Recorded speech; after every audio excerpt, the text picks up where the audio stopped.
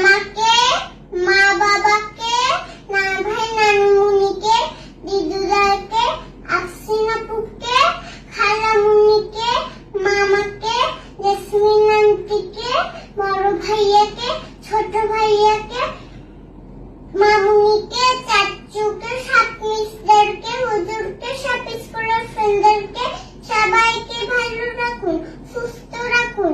আমিন। ইয়া আল্লাহ, ইয়া গফফার, পরম ক্ষমাশীল। আমি কখনো কোন ভুল করলে আপনি আমাকে মাফ করে দিন।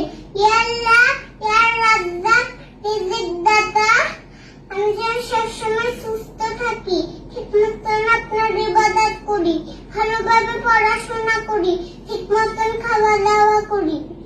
ইয়া আল্লাহ,